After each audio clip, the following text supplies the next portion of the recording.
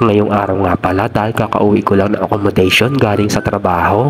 Medyo pagod at puyatan naman tayo dahil panggabi yung schedule natin. Kaya for today's video, namili na ako ng lulutuin kong ulam para sa pangpananghalian ko. Inilapag ko nga muna yung bitbit kong plastic para buksan itong pintuan. Bali, ang pinamili ko nga pala dun sa supermarket kanina ay mga gulay. Dahil for today's video, ang lulutuin natin ngayon ay gulay para naman magkaroon ng resistensya ang buong pangangatawan natin. Lalo na hindi tayo nag-day off at tuloy-tuloy yung pasok natin, kaya kailangan muna natin kumain ng masustansyang gulay. Medyo malamig na nga rin pala dito, kaya tamang-tama yung lulutuin natin ngayon ay medyo may sabaw. Tara, samahan nyo ako at sisimulan na natin balatan itong kalabasa. Napakatingkad nga itong kulay ng kalabasa dahil dilaw na dilaw at kitang-kita mo punong-puno sa sustansya at bitamina. Pagkatapos ko nga pala mabalatan ay hinati ko lang ito sa bandang gitna. Pagkatapos kinuha ko lang yung buto niya at ginayat ko lang ito sa katamtamang laki. Simpleng gulay nga lang pala ang lulutuin natin at magbabalat ako dito ng isang buong upo. Masarap din kasi talaga kapag paiba-iba yung gulay na niluluto mo, hindi yung nakasanayan mo lang palagi. Bali, hinati ko na nga din pala ito sa gitna at hindi ko natatanggalin yung buto. Tapos gayatin naman natin ito ng ganitong katamtamang laki. Masarap nga din pala ito sa sardinas at may kasamang dahon ng alugbate. Dahil gigisahin ko lang ang pagkaluto dito sa gulay, pero bago yan ay himayin muna natin ito ang dahon ng alugbate. Maraming gulay, mas masarap at hugasan na natin ito ng mabuti. Pagkatapos natin mahugasan ay set aside muna natin itong mga gulay.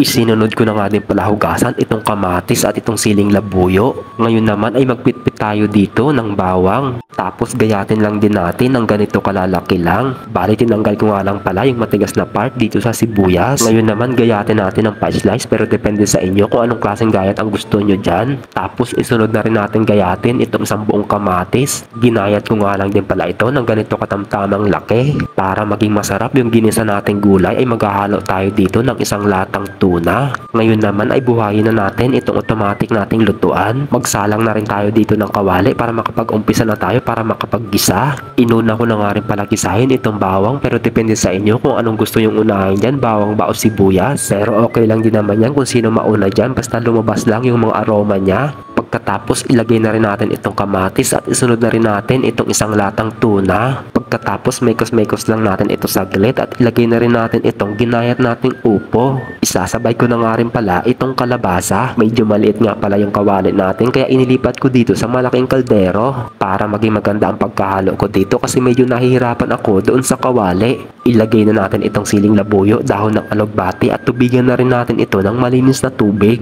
Maglagay na rin tayo dito ng mga pampalasa tulad ng magic sarap at itong Manila patis. Tatakpan lang natin ito hanggang sa kumulo at ito na yung simpleng ginisang gulay natin, luto na. Ayan, pwede mo na tawagin yung buong pamilya mo para makapaghain na at makakain na din. Simple nga lang pala yung niluto nating ulam, pero napaka-masustansya naman. Bagay na bagay nga ito dahil medyo malamig ang panahon at makakapaghigop tayo ng mainit-init na sabaw. Tara guys, kung di pa kayo kumakain, sabayan nyo ako dito at sabay nating titikman itong niluto ko. So ayun guys, hanggang dito na nga lang din pala ang mini vlog natin. Thank you for watching. God bless po sa inyong lahat at mag-iingat palagi.